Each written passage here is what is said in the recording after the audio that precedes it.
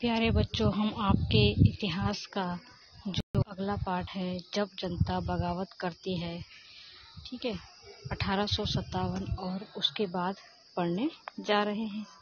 इससे पहले हम इतिहास में अंग्रेजों के शासनकाल के बारे में पढ़ चुके हैं कि अंग्रेजी शासनकाल में किस प्रकार की भू राजस्व व्यवस्था थी। ठीक है, उसके बाद हमने अंग्रेजी शासनकाल में अंग्रेजों द्वारा वन्य समाज में किस प्रकार की नीतियां और कानून लागू किए गए उसके बारे में अध्ययन किया। ठीक है बच्चों, जैसा आपको पता होगा ही, अंग्रेजों का जो शासनकाल था भारत में, वो सभी लोगों के लिए, ज़्यादातर लोगों के लिए सुखदायी नहीं था। अंग्रेजों की जो नीतियां थी उससे काफ़ी लोग प्रभावित हुए और उन्हें उस नीतियों को खिलाफत करनी पड़ी। यानी जनता ने बगावत की। खिलाफत मतलब हमने उसका विरोध किया।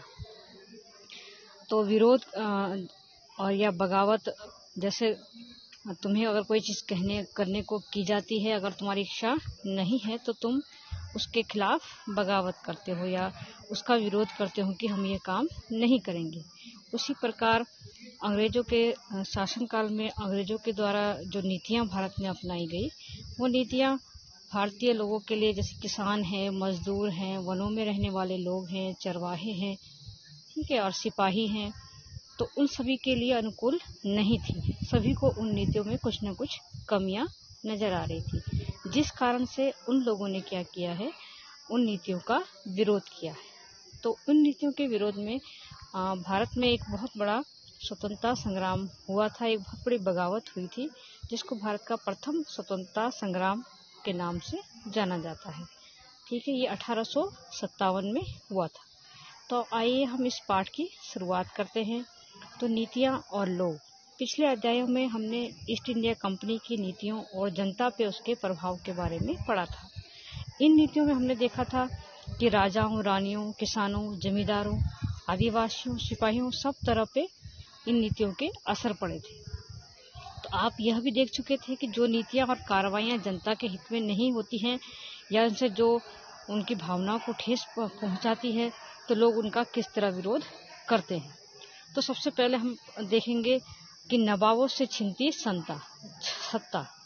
तो किस प्रकार अंग्रेजों की जो नीतियां थी वो राजाओं और नवाबों को अच्छी नहीं लगी।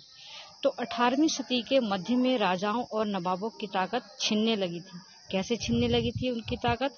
उनकी ताकत कौन छीन रहा था?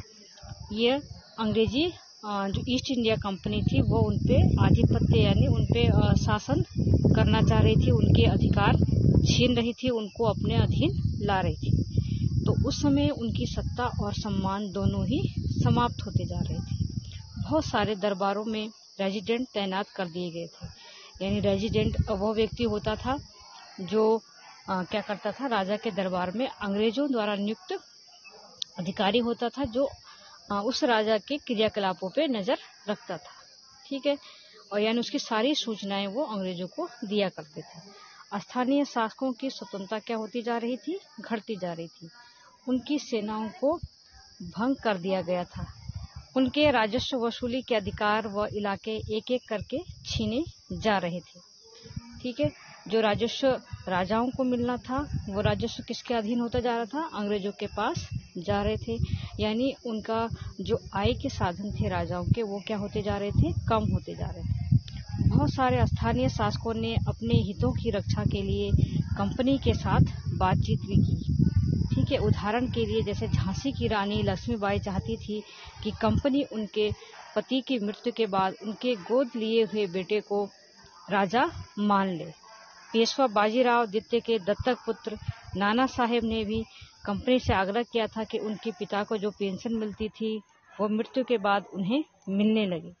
अपनी श्रेष्ठता और सैनिक ताकत के नशे में चूर कंपनी ने इन निवेदनों को ठुकरा दिया।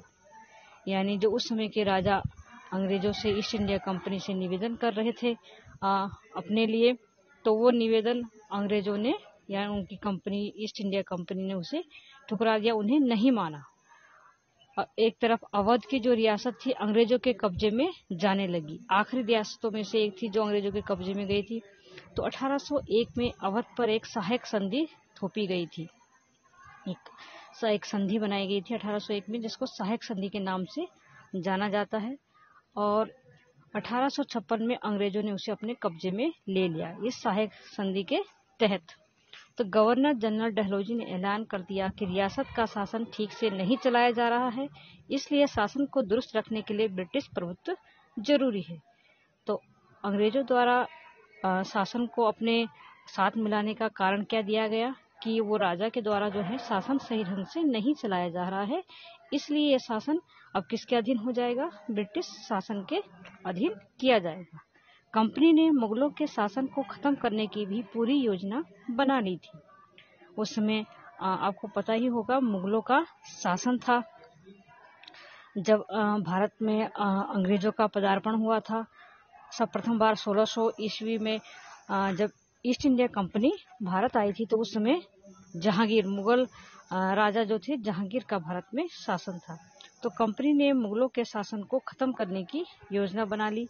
तो कंपनी के द्वारा जारी किए गए सिक्कों पर वे मुगल बादशाह का नाम हटा दिया गया। तो कंपनी जो सिक्के जारी कर रही थी उसमें अब मुगल बादशाह का नाम नहीं हुआ करता है। बच्चों, आजकल तुमने देखा होगा कि जितनी भी हमारी मुद्राएं हैं उस पे किसी राष्ट्रीय व्यक्ति का या हमारे देश के किसी विशेष इमारत का चिन्ह होता है। तो उसी प्रकार उस समय जो सिक्के छापे जाते थे, तो जिस मुगल बादशाह का शासन होता था उसका नाम और उसकी तस्वीर उन पे छापी जाती थी।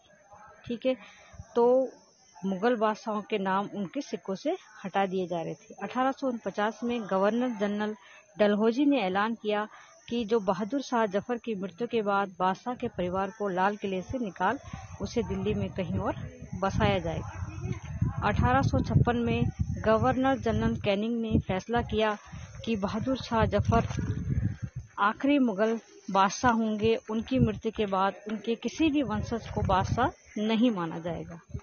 ठीक है, तो 1856 में उस समय के जो गवर्नर जनरल थे भारत में ईस्ट इंडिया कंपनी के, उन्होंने फैसला किया था जो उस समय के जो मुगल बादशाह थे बहादुर शाह जफर, वही आखिरी मुगल बादशाह होंगे। उनकी अगली पीढ़ी को किसी को बादशाह नहीं माना जाएगा, केवल उन्हें राजकुमारों के रूप में ही मान्यता दी जाएगी। तो इस प्रकार ये हमने देखा कि जो राजा थे, नवाब थे, वो अंग्रेजों की नीतियों से खुश नहीं थे। ठीक है, अगली तरफ हम देखते हैं किसान और सिपाही क्यों अंग्रेजी शासन के खिलाफ हो गए। तो गांव में किसान और जमींदार भारी भरकम लगान और कर वसूली के सख्त तौर तरीकों से परेशान थे। बहुत सारे लोग महाजनों से लिया कर्ज नहीं लौटा पा रहे थे। इसके कारण उनकी पीढ़ियों पुरानी जमीनें हाथ से निकलती जा रही थी। तो गांव में क्या स्थिति थी? अंग्रेजी शासन के द्वारा किसानों और जमींदारों पर क्या किया गया था? भारी भरकम लगान लगाया गया था और उनकी सख्ती से कर वसूली उनसे की जा रही थी। तो जिसके कारण क्या थे? किसान और जमींदार अंग्रेजों के खिलाफ हो गए। ठीक है, और कर्ज नहीं चुकाने के कारण उनकी जो जमीन थी लगान नहीं चुका पाते थे, तो जमीनें किसके हाथ में चली जा रही थी? अंग्रेजों के हाथ में चली जा रही थी। तो कंपनी के तहत काम करने वाले भारतीय सिपाहियों के असंतोष की अपनी वजह थी।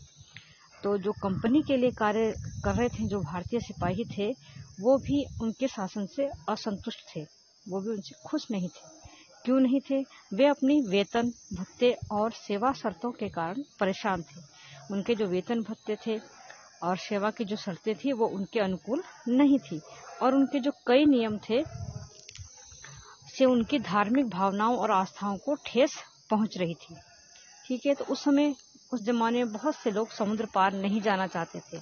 उन्हें लगता था कि समुद्र यात्रा करने से क्या होगा? उनका धर्म और जाति भ्रष्ट हो जाएंगे। लेकिन जब 1824 में सिपाहियों को कंपनी की ओर से लड़ने के लिए समुद्र के रास्ते बर्मा जाने का आदेश मिला, तो उन्होंने इस हुक्म को मानने से इनकार कर दिया। उन्हें जमीन के रास्ते से जाने में ऐतराज नहीं था। ठीक है, सरकार का हुक्म न मानने के कारण उन्हें सख्त सजा दी गई। क्योंकि यह मुद्दा अभी खत्म नहीं हुआ था, इसलिए 1856 में कंपनी का एक नया कानून बनाना पड़ा। इस कानून में साफ कहा गया था कि अगर कोई व्यक्ति कंपनी की सेना में नौकरी करेगा तो जरूरत पड़ने पर उसे समुद्र पार भी जाना पड़ेगा। जबकि भारतीय जो लोग थे अंग्रेजी सिपाही के रूप में काम कर रहे थे, अंग्रेजी की सेना में थे, तो वो समुद्र यात्रा नहीं करना चाह रहे थे। ठीक है, तो उनको ज़बरदस्ती कहा गया कि अगर वे नौकरी करेंगे यहाँ तो ज़रूरत पड़ने पर उन्हें समुद्र पार भी जाना पड़ सकता है। सिपाही गाँव के हालात से भी परेशान थे। बहुत सारे सिपाही खुद किसान थे, वे अपने परिवार गाँव में छोड़कर आए थे, लिहाजा किसानों का गुस्सा जल्द ही सिपाहियों में फैल गया।